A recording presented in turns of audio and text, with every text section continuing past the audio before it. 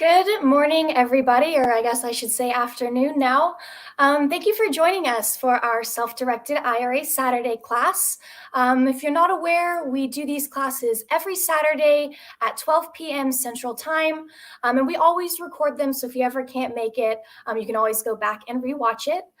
So before we jump into the presentation today, we have a really great speaker, but I'm not going to introduce him quite yet, because I do want to run through just a couple of quick slides here for anyone who may not know who we are. But we're Quest. We provide self-directed IRA education and the accounts that let you invest in alternative assets. So whether that's real estate, promissory notes, private entities, people love to do crypto, oil and gas. Really, the opportunities are endless, and we love to teach people how to do that. So that is kind of why we host all these webinars, we host conferences, so that we can provide the best education possible. But with that in mind, everything that we do here is strictly educational. So our disclaimer, if you ever need tax, legal, or investment advice, always seek the counsel of, a legal party or someone like that. And also same thing with the education. Always do your due diligence before entering into any deals with anybody. But if you are new to our platform, you want to just get a little bit of information. What's a self-directed IRA and why is it important to know about it? Well, self-directed IRA is really not any sort of special type of IRA. Self-directed is actually just a marketing term that's used to describe the types of assets that you can hold in your account. So that's self-directed means you get to go out and choose any alternative or private asset that you would like to hold in your IRA. So whether you have an IRA at a Charles Schwab or a Fidelity or Quest, legally it's the same type of IRA anywhere. But you're going to get a lot of diversification with that self-directed IRA, as well as, of course, the tax savings. There's a social investing aspect that comes into it as well, but really it's investing in what you know best, right? If you're a real estate investor or if you're familiar with cryptocurrency, why not use your retirement funds to invest in those types of assets? So like I said, really the possibilities are endless. These are just some of the things that you can use your self-directed IRA to invest into.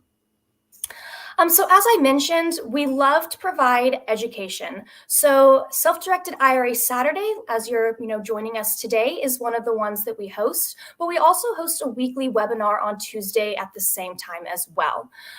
If you're not looking for something during the day, why not join us in the evening? So we have our National Networking Happy Hour. That is the fourth Wednesday of every month. That one is a great place to come and really just kind of, if you have a deal or if you have a service that you want to provide, we have people join from all across the country, from the comfort of their couch to come and network with all sorts of investors. We do host, of course, in-person events as well. I definitely recommend checking out our events page on the website that Nicole will actually bring up right now. Yep, right here. So you can go to our website, go to the all events section, and we have socials, we have conferences that we do sometimes. There are boot camps, partnered in-person happy hours, all sorts of things that you can be on the lookout for. But one of the ones that I'm most excited for is this one right here, and that's QuestCon. This is our biggest online conference that we do. It's 2 days, December 9th and 10th, as you can see here. And it's really just an extension of our Quest Expo. So if you don't know about the Quest Expo that we just had, it was about 750 people all in this one room, eager to learn about investing, into alternative assets. And we want to bring that education online for those that may not be able to travel to Texas. So we host our QuestCon event. So what we're going to be focusing this year at QuestCon is a recap of 2022, what we saw, and then what we can expect to see in 2023. So we're bringing some new speakers, some faces that you guys know and love. Of course, we'll have our infamous Ask the Experts panel at the end of the day. But if you would like to join us for QuestCon, tickets are only $69, and we would love to have you there. We already have 25 expert speakers confirmed for that one. So it's going to be a really great event. If you would like to take advantage of the promo that we have going on right now, you can open up an account with the promo code LEARN22 and get a free copy of Self-Directed IRA Secrets Revealed. Now, why is this a big deal? The founder of our company, Quincy Long, actually wrote this book, and it's a wealth of knowledge, anything from creative strategies, what you can and can't do with a self-directed IRA, and it really puts it into the perspective where it's really easy to understand. Kind of walks you through this guy. His name is IRA Enricher, and he's learning about IRAs, and it's just a really great read for anybody that wants to get some more education. If you have any questions, you can always reach out to us by phone, live chat, email, or scanning this little QR code right here. It'll take you to our free consultation page where you can schedule a 15-minute consultation with an IRA specialist at no cost. But we would love to talk to you and answer any questions that you have. But now that I've said all that anyways, I'd love to bring Brent up onto our screen here. I'd love to introduce you to him. Hey there, Brent, how are you? I'm doing great. Thank you so much, Sarah. Good. Well, we are going to be talking about passive investing today. You have been on our screen many times before. We'd love to have you out. I'm excited to see what you have for us. So take it away. Thank you so much. I love so much of your intro. I love Quest. I've had a Quest account for 10, 12 years now. Love using that for passive investing. Personally, I'm a real estate guy. I love real estate. So that's what I want to talk about today is passive investing in real estate. And one of the things that you mentioned was the diversification. So part of what we will be talking about today is diversifying in real estate. So just real quick background on me. I've been investing in real estate full-time since 2014. I started investing in real estate in 2010. So I've been doing it for a number of years. Started off with strictly buy and hold. Back when I was in the corporate world, I always knew that I wanted to invest in real estate. My grandmother invested in real estate, and that worked out really well. So I knew that that's something that I wanted to get involved in. A few years later, I met Phil and Shanoa Grove. I sold them a Cadillac. They taught me how to invest in real estate the right way. And I've been doing real estate full-time, like I mentioned, since 2014. Started off in the single family space, wholesaling, fix and flip, continue to do buy and holds with subject to. All of those activities you can do through your Quest IRA, and I highly recommend that because I'm not a big fan of paying taxes. So if you have a Roth IRA, you can do some of those more active strategies through that. You need to work with some of the Quest experts to walk you through specifically how to do that. So start off in the single family space, and then in 2018, so 2017, 18, 4 or 5 years ago, switched over to the commercial real estate space. Got a business partner and lots of great Quest IRA investors. We've built about a $120 million portfolio. We've got about $25 million of investor capital under management. We do a lot of self-storage. We have about 3,000 storage units over about 13 facilities, 4 medical office buildings. We're building some apartment complexes. We also do some land development. So speaking of diversification, I have a pretty diverse portfolio.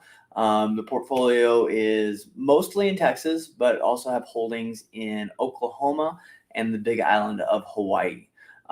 So that is just a little quick bit of information about me. And Quest has their disclaimer. I have to have my disclaimer too. This is for educational purposes only. I always joke that this is actually just for my entertainment because I love talking about real estate. I'm not a lawyer. I am not a CPA, and I am not your financial advisor. Technically, I have a financial advising license, but for this conversation, I'm not acting as your financial advisor. You should definitely talk to your attorney, your CPA, and your financial advisor before you make any investments. Also, I have to say first and foremost, and I'm probably going to say this 10 times throughout this presentation, there is no such thing as a risk risk-free investment. If anybody ever uses the term risk-free, run away. Cash is not risk-free because of inflation risk. Treasury notes are not risk-free because of inflation risk. We just have to pick and choose what types of risks we're okay with being exposed to, and how we can diversify our portfolio to get the right amount of risk. So,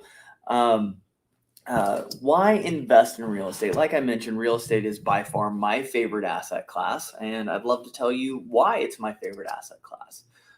Like we've talked about, diversification. So one of the first things that we learn when we start talking about investing is don't put all of your eggs in one basket. So if you have a traditional investment portfolio, it's really important to diversify.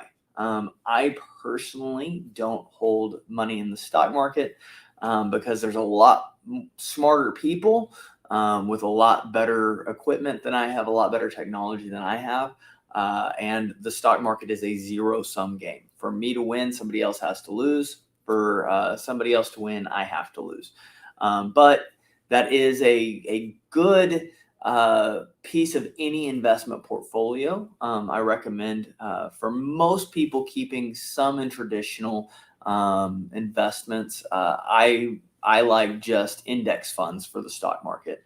But if you're within a traditional investment portfolio, diversification is key. And all of those things that Sarah talked about, whether that's real estate, whether you're looking at some crypto, whether you're looking at precious metals, you can get into some private equity, maybe if your risk tolerance, some venture capital. And again, you can do all of those through your Quest IRA. Also, I love real estate because it's a hard asset. My real estate cannot go to zero. A stock can go to zero. Private equity can go to zero. Venture capital can go to zero. If my real estate burns to the ground and I don't have insurance, which we all have insurance, you have to have insurance, the dirt itself cannot go to zero. But it's a hard, tangible asset.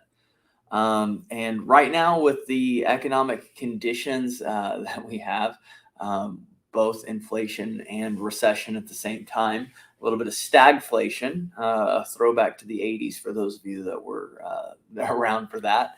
But real estate is an incredible hedge against inflation, because what happens to real estate with inflation? Well, the value of my asset goes up. My rents go up. But my mortgage stays the same. Okay, my note stays the same. So I get to pay back today's debt in tomorrow's dollars. So real estate is a phenomenal hedge against inflation. Also, a lot of the assets that we're going to talk about today are recession resistant. Okay, there's no such thing as recession proof, just like there's no such thing as a risk-free investment.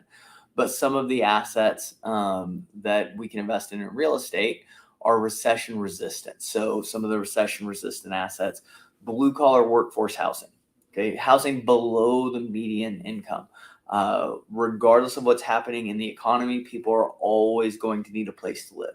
So blue collar workforce housing, whether that's in the single family space or whether that's in multifamily, that's a phenomenal recession resistant investment.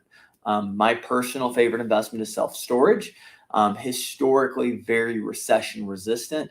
When things are good, people upgrade and they need self-storage while they move. They also buy more stuff and they can't fit it all in their house, so they need to rent space. When things are bad, people downside and they need to store their stuff. All right. So it's great for inflation. Real estate is also good for, can be recession resistant. Not every asset class is, but there are asset classes that are recession resistant. You can leverage. So I get to use the bank's money to help me grow my wealth. So if you talk to Dave Ramsey, he calls it debt and he doesn't like it.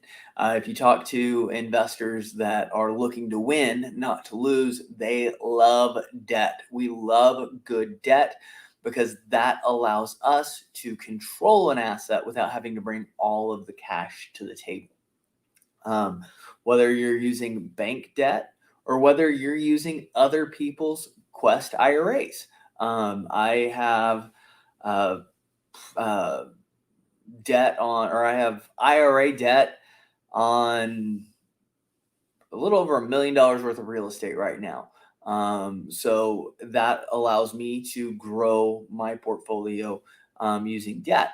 Also, if you have a Quest IRA, one of the things that you can't do is you can't have a recourse loan against your IRA. You can't sign a personal guarantee, but you can invest with someone that signs the personal guarantee. So I can sign on a personal guarantee, and you can use debt to help grow your IRA. And that's very common within commercial real estate. Cash flow. Cash flow is amazing. I love appreciation. Appreciation is always going to make you more money than cash flow. That's that hedge against inflation. But you can't eat appreciation. So I love a good cash flowing asset. We get that growth in value as properties over time. Properties go up in value. So whether that's natural appreciation like we see in the residential space, or a forced appreciation like we can in the commercial. So when we go in and we improve the value of the asset, when we increase the income, when we decrease the expenses, we can increase the value of that commercial asset. So we get growth and cash flow. We also get very favorable tax treatment. So in general, we're taxed at a capital gains rate. If you're using your Roth Quest IRA, I don't know if it's a Roth Quest IRA or Quest Roth IRA. You pick. You don't pay taxes because you pay taxes on the seeds, not the crop. So you can get favorable tax treatment there, but also through depreciation, which is a phantom loss. We get to reduce our taxable income without actually taking a loss.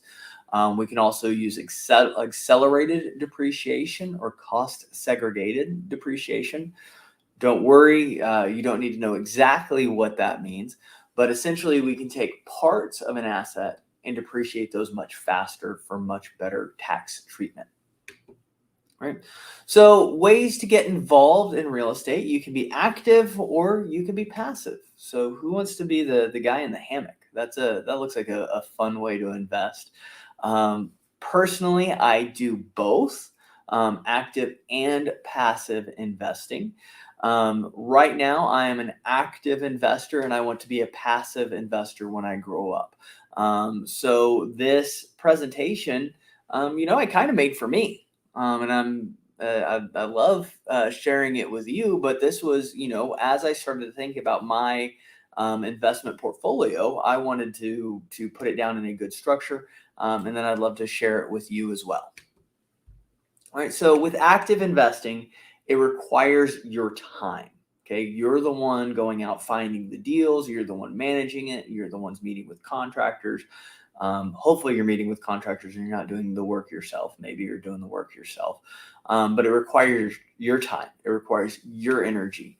You're the one dealing with the sellers, the contractors. You're dealing with the tenants. So active investing requires your time, your energy, your effort. Now, if it takes my time, my energy, my effort, why am I willing to do that? Well, there are some really good benefits.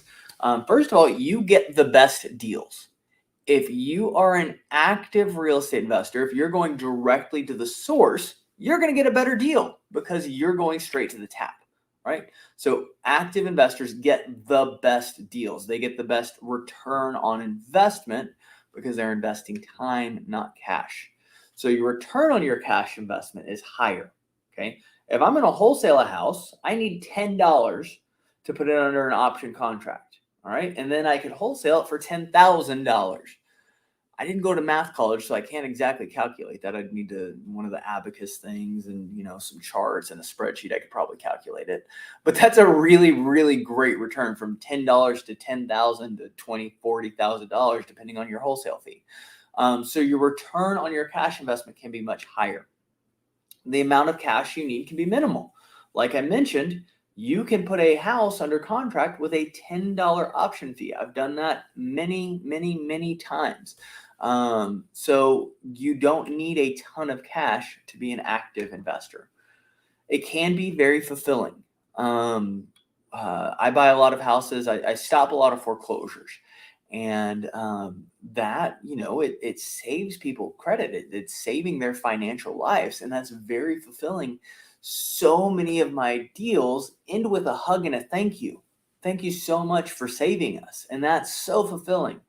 Also, I love the art of the deal. I love structuring a deal. I love putting a deal together.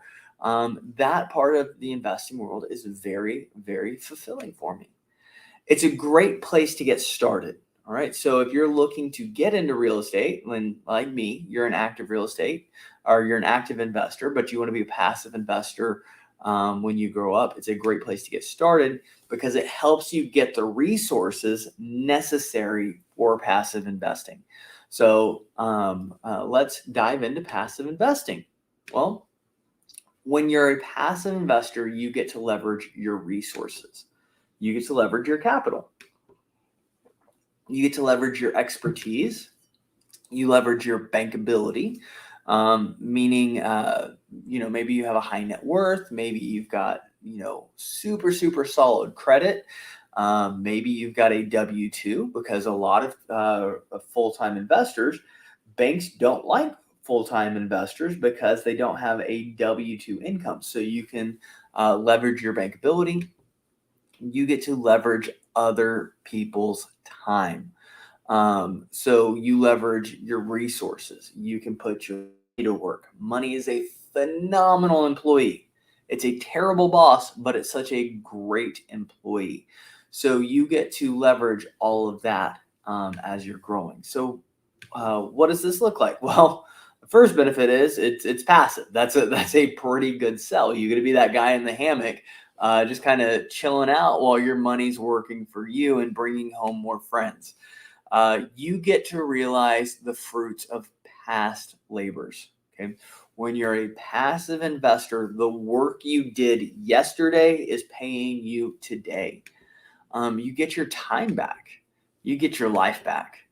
You can let your money work for you while you work on your passions. Maybe your passion is laying in that hammock, but maybe your passion is serving your community. Maybe it's, painting a school. I was talking to Sarah for a minute, and one of her passions is abandoned ghost towns and mining towns. I think that's a cool passion. I've never heard anybody that had that passion before, but I think it's really cool. So if you like ghost towns, you can use your Quest IRA to invest with Sarah. I think that would be awesome. And again, very favorable tax treatment for those passive investments. And again, the best part is it's passive. So this sounds great, but what's the whole truth about passive investing? It does require some work and management. It does require expertise. You at least have to have knowledge in the investment. You need to understand, why does this investment make sense? Why? So for me, self-storage makes sense. People have stuff. It doesn't fit in their house. They're willing to pay to store it.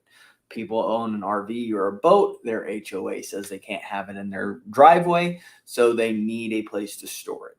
Okay, blue collar workforce housing.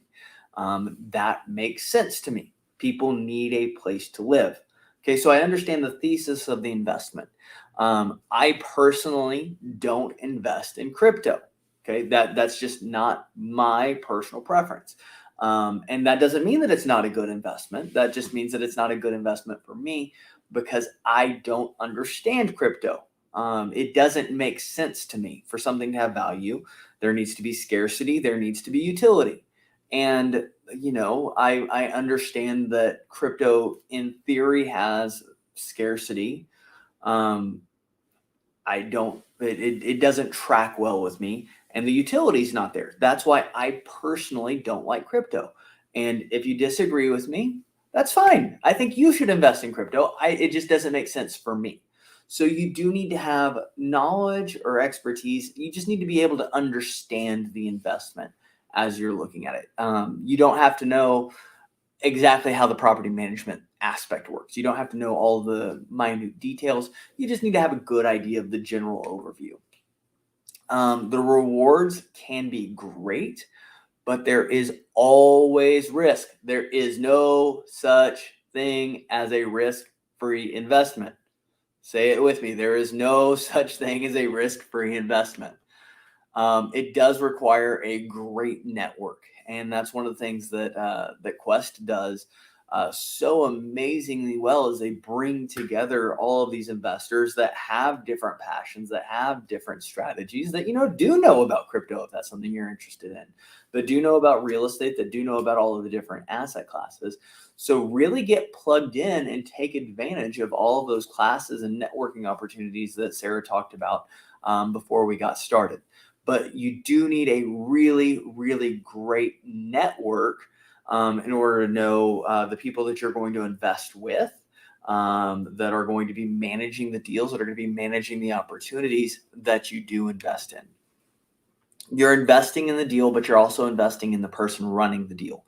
There's a saying in horse racing that you bet on the horse and the jockey.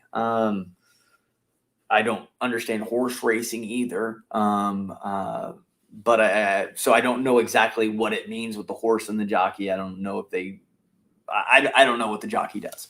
But I understand it in real estate, meaning the deal itself is the horse and you've got to have a great deal. Okay. But you're also investing in the deal sponsor or the person running the deal. Okay.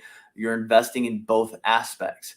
A good investor can make a bad deal good, but a bad investor can make a good deal bad.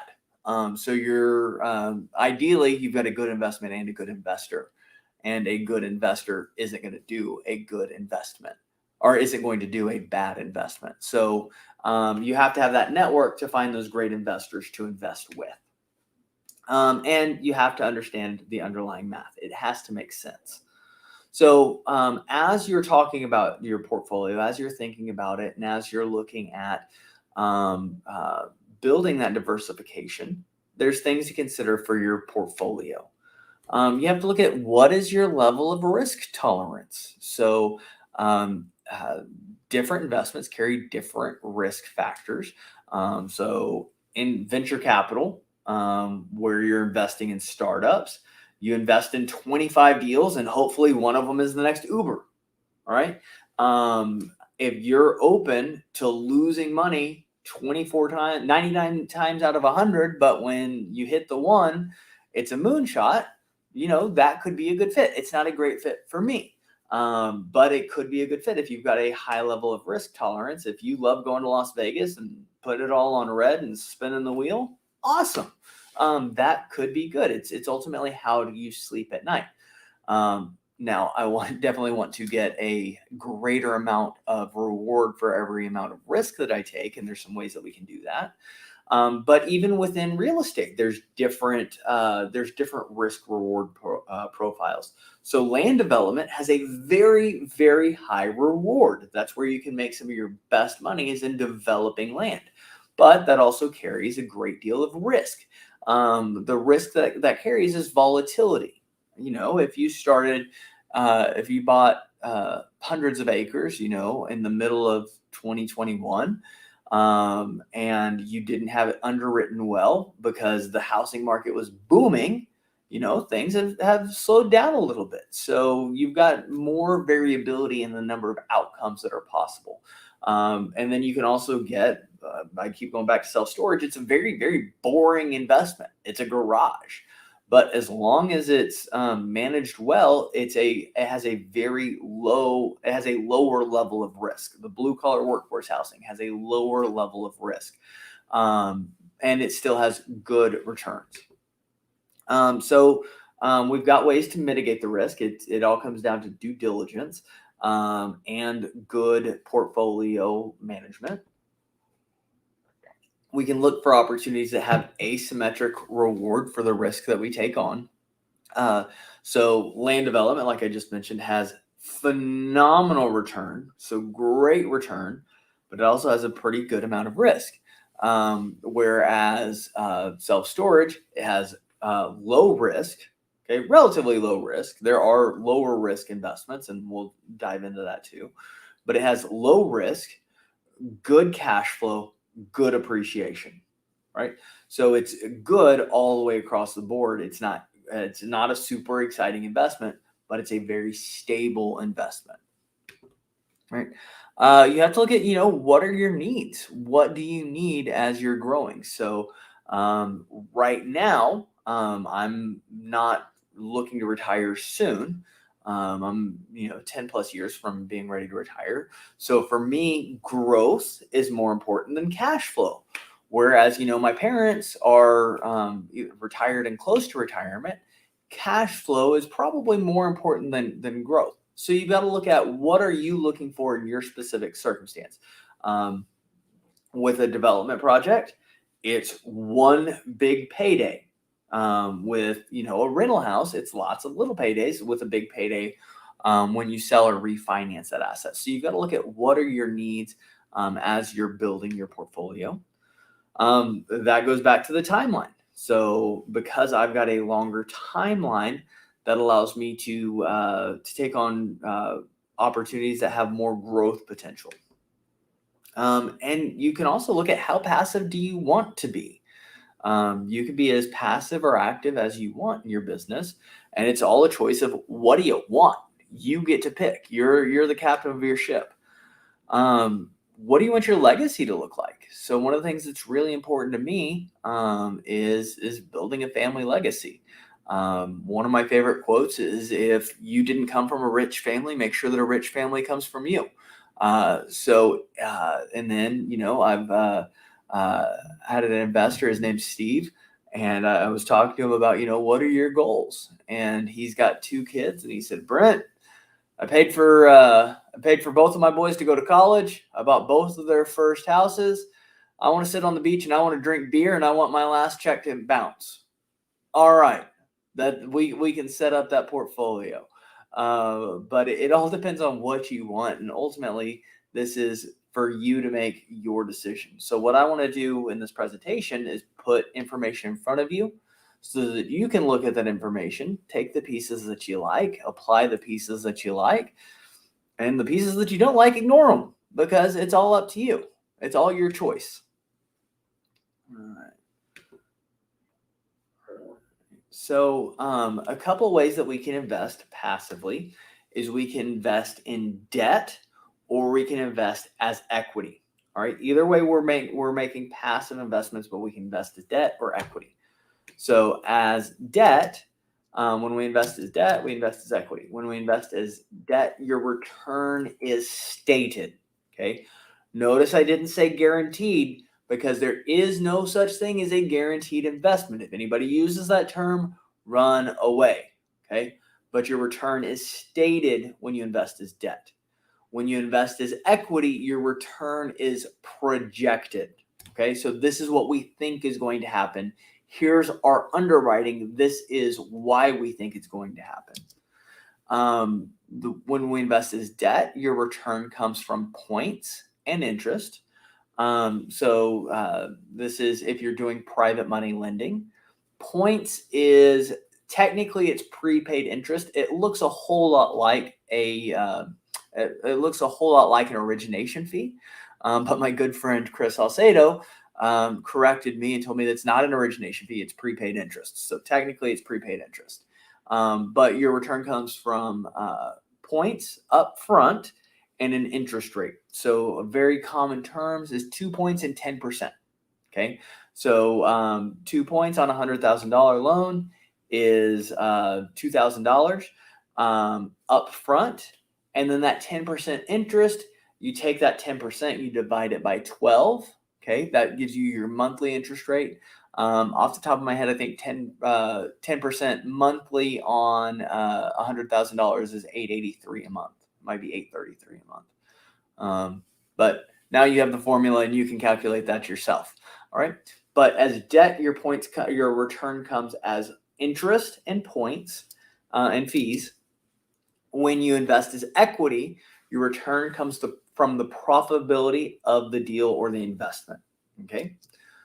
When you invest as debt, you get your principal back before everyone else gets paid. You get your principal back before anyone else gets paid. Okay. So the taxes get paid first, the contractors get paid, you get paid. If you don't get your return that's stated, you can foreclose. You get the asset back. So investing as debt is a more secure investment because your return is stated and contractual. Okay, now you need to make sure that you have an attorney draft your note to make sure that you're protected well. But you get your principal back before anyone else gets paid, and you get your profit back before anyone else gets paid. Right? When you invest as equity, you get your principal back before anyone else gets paid. All right, but you get your profit back with everyone else. And I got ahead of myself on my slide deck there. Right. When you invest as debt, it's more secure. You get paid first, both your principal and your interest. When you invest as equity, you get your principal back before anyone else gets paid. You get your profit back with everyone else. All right. When we invest as equity, our upside potential is a little bit higher. When we invest as debt, we have a little bit higher security. So that comes down to what's the right fit in your portfolio. So personally, I do almost all equity investing because I'm looking for more growth and I'm willing to give up some more of that security. Whereas somebody that's in retirement that has already accumulated quite a bit of wealth, they could invest as debt if they're more focused on that cash flow piece.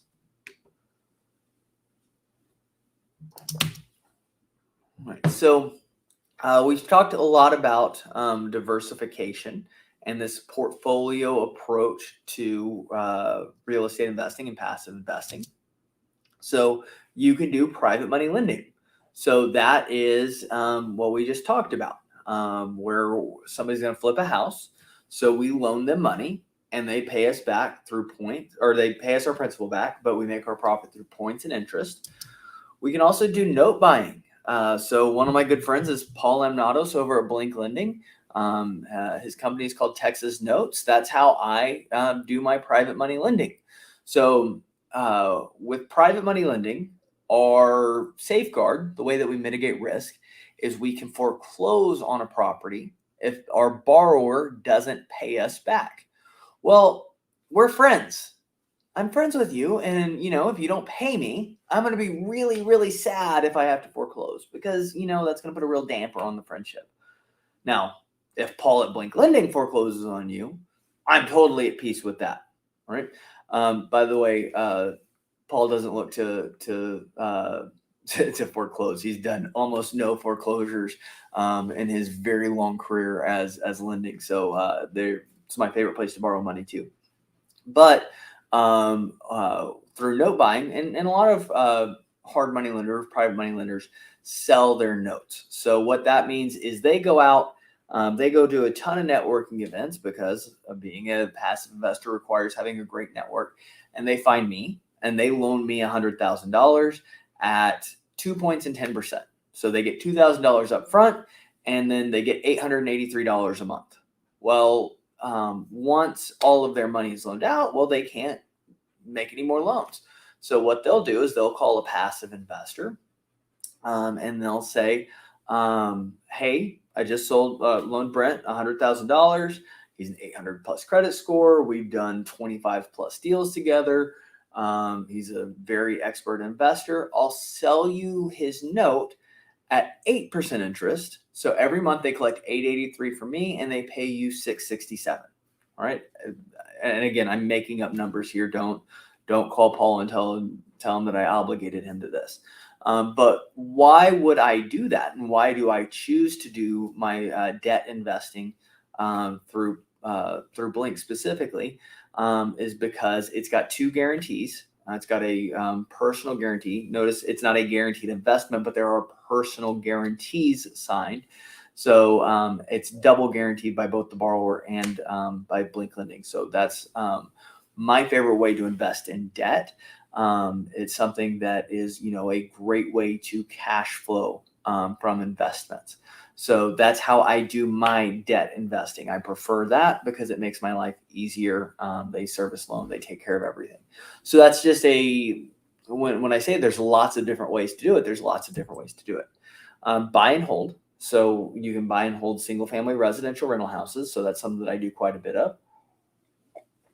You can also buy and hold commercial assets. So I love buy and hold. That's my favorite exit strategy, specifically for single family residential. Is part of what we do when we buy and hold. One, we can do buy and hold in our Quest Trust IRA. But if we buy and hold, if we flip a house or if we wholesale a house, we pay ordinary income.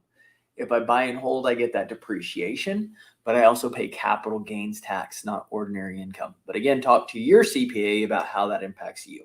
So a buy and hold strategy has more favorable tax treatment. We can do some owner financing. That is a great fit for somebody that's looking for cash flow.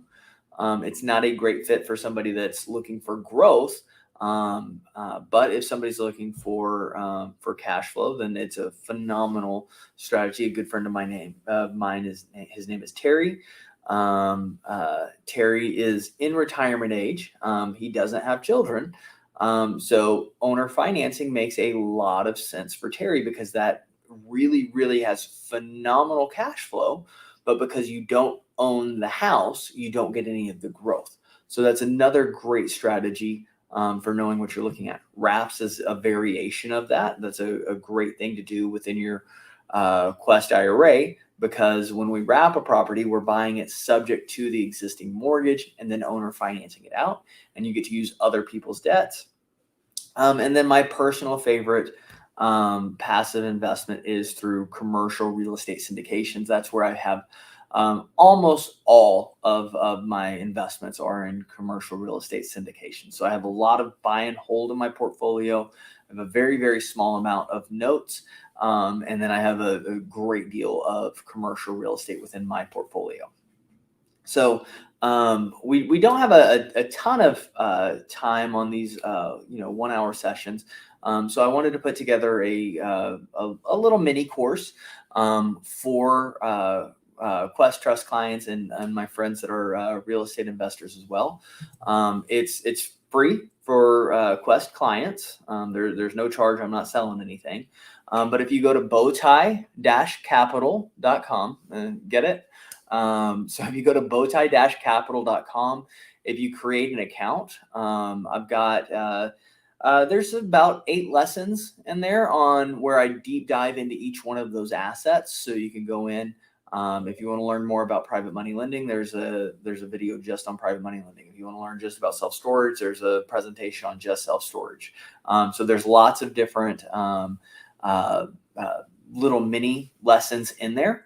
The other thing, if you create an account, I've got a really good network because that's important as a passive investment, as a passive investor. And as opportunities go up, I put passive investing opportunities on that website as well, and send out some notifications. If you are looking for passive investments, you can get on that list. If you just create an account, we'll let you know. So what is in the course?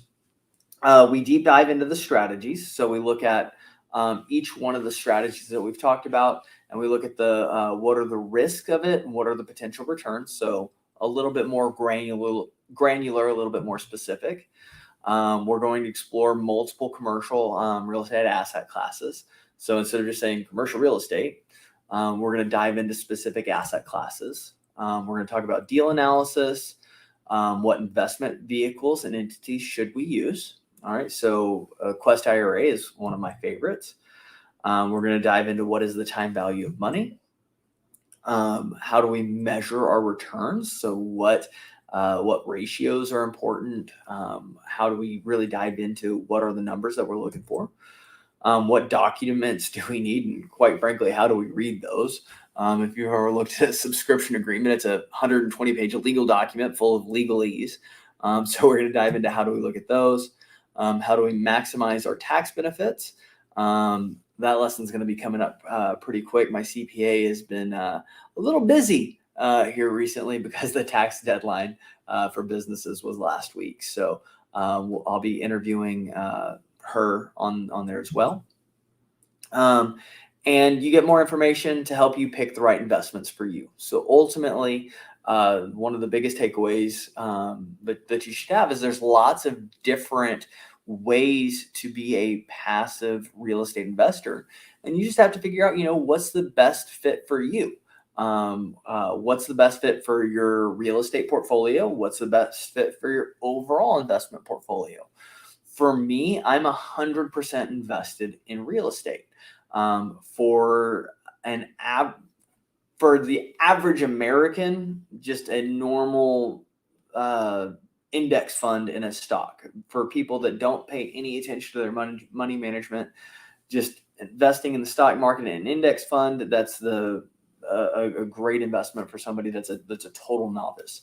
And then, there's a sliding scale in between that. For most investors that kind of like to explore things, I think that personally, I'm not giving investment advice here, but my opinion is about 40% of your holdings should be in real estate. If you're super passionate about it, then that could be heavier. But the important thing is you need to get the information for you so you can make the right decision for you. So again, it's bowtie-capital.com. If you want to get plugged in, I'd love to connect with all of you. But we've got that free. It's a mini course. It's about 6 hours of content for you to get in and dive a little bit deeper. So thank you so much.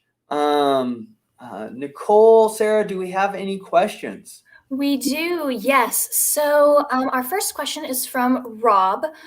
He says, other than the risk of a bad deal, what are the advantages and the disadvantages to taking out an equity loan against our primary residence for a deal? Well, that's how banks make money. The way that a bank makes money is they borrow, or when I make a deposit, all right, they pay me 0.25%. I don't even know, 0.1%. All right. And they loan that same money out to you at 7%. So they make that spread on those loans. Okay. So obviously the risk of the bad deal is there. And that really comes down to your level of risk tolerance and what's the right fit for you. My primary residence is the only real estate that I will ever own without debt. So we bought the house. We moved in this week. I was talking to Sarah. For those of you, just the Disney behind the magic, there's a bunch of boxes about a foot out of frame right here because we just moved in. But my primary residence will be the only real estate that I ever own without debt. Okay, because I'm borrow money from the bank at right now 5-6% interest. All right. And I get a lot better growth through that. Now, why will this be the only real estate that I ever own without debt? Because it will give my wife a warm, fuzzy feeling in her tummy to not have debt on the house. All right. So you've got to look at what is the right fit for you, even emotionally. And for me, my wife having a warm, fuzzy feeling in her little tummy, because we don't have any debt on her house for that added security, that's the right investment for us. For most people, I think that's a great way to leverage. Most Americans, the bulk of their wealth is held in their primary residence. And I think that's a great way to spread. Now, if I'm taking debt against my house to invest, I'm going to make much more conservative investments. So I would do my business partner, his name is Aaron. His brother's name is Eric. Eric served our country. He's an amazing guy. Thank you, everybody that has served. But one of the benefits of serving is you can get a VA loan. And for the last several years, about every other year, Eric would refinance his house with his VA loan. And I think his last one was at like 1.7 or 1.9% interest. And he invests in our deals where, he makes a 16% annualized return with a relatively secure investment. So it's a very powerful strategy. I would definitely make sure that you're in with a good deal sponsor. But that's a great way to get growth. And then I would do less speculative deals. So I wouldn't use a home equity loan to do development. I would use a home equity loan to buy a rental property. I would use a home equity loan to invest in a storage facility, that blue collar workforce housing that I've been talking about. I would look at a home equity loan to flip a house if you're going to be an active investor. Love it. Thank you for that. Good in-depth explanation. We have one from Percy. They said, what are the tax implications between debt and equity? The equity has a better, within real estate. And again, you need to talk to your CPA.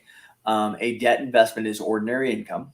Okay. So you're taxed at a higher rate, when you get those debt payments.